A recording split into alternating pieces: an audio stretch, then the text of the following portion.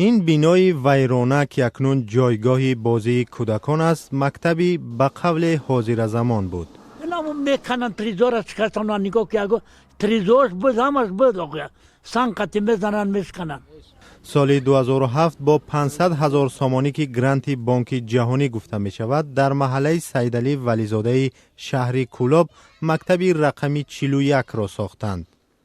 به قول آموزگاران بعد 3 سال دیوارهایش کفیدند و فرو رفتند و در آن به خاطر صدمه‌ای بودنش دیگر خوانندگان تحصیل نکردند. بعدی که مکتب به حالت صدمه گرفتش ما در خانه میخوندیم.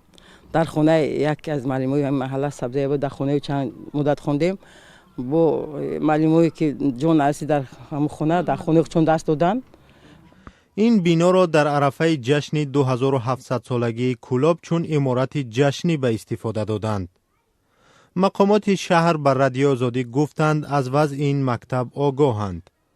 چند سال پیش با کمک یک صاحبکار محلی در این موضع یک مکتب ابتدایی دیگر ساختند. تشویش مردم از دیگر است. کدام گوده که بزنم عیب شود او را کی جواب میگه من نمیدونم. حالا این بینای ویرانه جای بازی کودکان آنهاست که پاسبان ندارد. آنها میترسند مبادا با میان به سر آنها فرو نرود. کام گوده که را بالاش همو امورت همو چی نگلتا. همین آخه بتن یک کام بیرم یک صدیق دکتر خانه. خلاصه در هستیم خانه تعلیم دوام میرفت. لطیفه ماه نظر آورد در این محله آموزگار است. او میگوید خواست با مبلغ خودش این بنا را ویران کرده در جایش باغچه کودکانه بنیاد کند.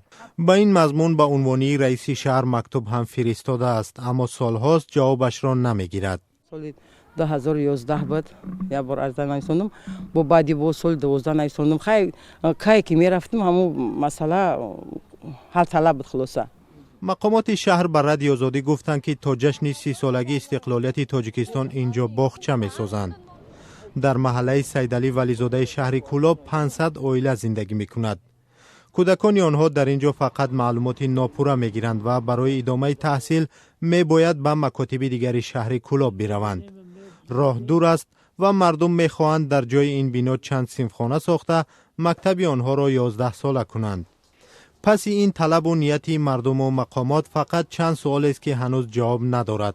کسی به چنین وضع افتادن این مکتب را تدقیق کرده است؟ مگر بنا به چنین تیزی صدموی می شود؟ کسی هم سری چنین شیوه مصرف شدن پولهای گرانتی می اندیشد؟ مقامداران حاضره شهر پاسخ آنها را به منصبداران سابق حواله کردند.